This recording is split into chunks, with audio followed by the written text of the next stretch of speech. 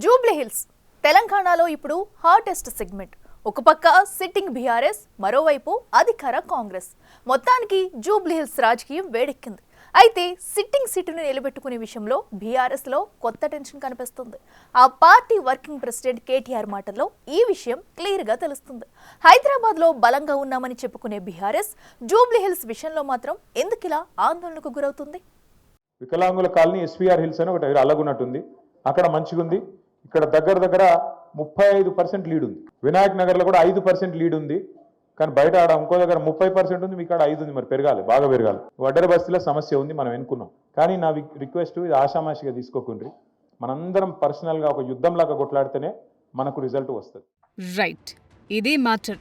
Jubilee Hills segment లో BRS పరిస్థితి గురించి కేటీఆరే ఇలా చెప్పేశాక ఇక మిగతా వాళ్లు అనటానికి ఏముంటుంది? జూబ్లీహిల్స్ నియోజకవర్గం కార్యకర్తల మీటింగ్ లో కేటీఆర్ ఇలా ఉన్నది ఉన్నట్లు చెప్పేశారు. ఇది చూశాక ఒక విషయం మాత్రం క్లియర్ అయిపోయింది. జూబ్లీహిల్స్ బైపోల్ విషయంలో బీఆర్ఎస్ టెన్షన్ పడుతోంది. సిట్టింగ్ సీట్ ఇజ్జత్ కా సవాల్ అయినప్పటికీ గ్రౌండ్ లో ఉన్న సిట్యువేషన్ తలచుకుని ఆందోళన చెందుతున్నారు ఆ పార్టీ నాయకులు. దాంతో వీలైనంత త్వరగా జూబ్లీహిల్స్ ప్రజల్ని మరోసారి తమ వైపు తిప్పుకునేందుకు తెగ ప్రయత్నిస్తోంది.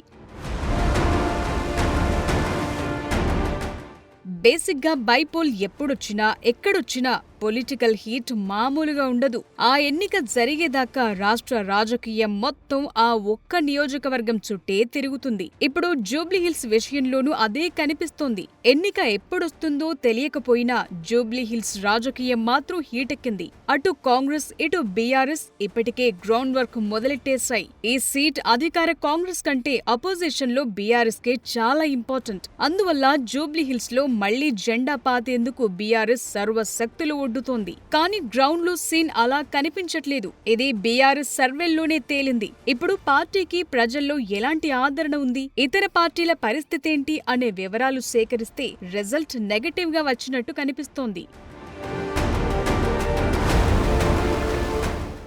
జూబ్లీహిల్స్ బీఆర్ఎస్ కు సిట్టింగ్ సీట్. ఇక్కడ గెలిస్తే పార్టీ క్యాడర్లో జోష్తో పాటు భరోసా నింపినట్లవుతుందనే లెక్కల్లో బీఆర్ఎస్ ఉంది. కానీ క్షేత్రస్థాయిలో పార్టీ అనుకున్నంత యాక్టివ్ గా లేదనేది మాత్రం ఇప్పుడు క్లియర్ అయింది. దాంతో జూబ్లీహిల్స్ బైపోల్ ఇప్పుడు బీఆర్ఎస్ కు అగ్ని పరీక్షగా మారింది. అందువల్ల బైపోల్ నోటిఫికేషన్ వచ్చేలోపే మొత్తం సెట్ చేసుకోవాలని బీఆర్ఎస్ అనుకుంటోంది. కానీ నియోజకవర్గంలో ఉన్న సవాళ్లను ఏ రకంగా అధిగమించాలనే విషయంలో ఆ పార్టీ నేతలు కింద మీద పడుతున్నారు.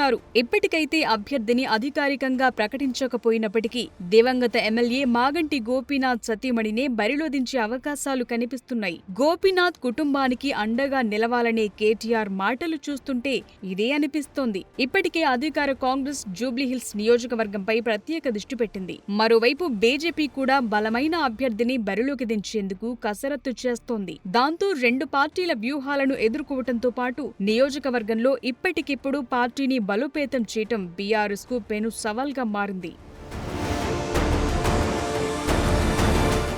ఇప్పటికే జూబ్లీహిల్స్ నియోజకవర్గంలో కొందరు కింది స్థాయి నేతలు పార్టీని వీడి వెళ్లిపోయారు. అందువల్ల పార్టీ క్యాడర్ ని తిరిగి యాక్టివ్ చేయటంతో పాటు అన్ని వర్గాల ఓటర్లను ఆకర్షించడం బీఆర్ఎస్ కు ఎంతో అవసరం. అయితే ఈ విషయంలోనే బీఆర్ఎస్ లో కొంత టెన్షన్ కనిపిస్తోంది. అందుకోసమే డివిజన్ల వారీగా సమావేశాలు నిర్వహిస్తూ కార్యకర్తలను ఎన్నికలకు సిద్ధం చేస్తోంది. సర్వేలు కూడా చేయించి నియోజకవర్గంలో పార్టీ పరిస్థితిని అంచనా వేస్తోంది అధిష్టానం. పార్టీ బలం బలహీనతల్ని అంచనా వేసుకుని అనుగుణంగా ముందుకెళ్లాలని చూస్తోంది ఆ పార్టీ నాయకత్వం. ఈ ఉప ఎన్నిక సిట్టింగ్ సీట్ ని నిలబెట్టుకోవటమే కాదు, బీఆర్ఎస్ భవిష్యత్ ని నిర్ణయించేది కూడా. అధికార కాంగ్రెస్ పార్టీ మరోవైపు బీజేపీ పోటీని ఎదుర్కొని సవాళ్లను అధిగమిస్తేనే బీఆర్ఎస్ పట్టు నిలుపుకోగలుగుతుంది. లేకపోతే ఆ పార్టీకి మున్ముందు మరిన్ని కష్టాలు తప్పవనే చర్చ రాజకీయ వర్గాల్లో సాగుతోంది.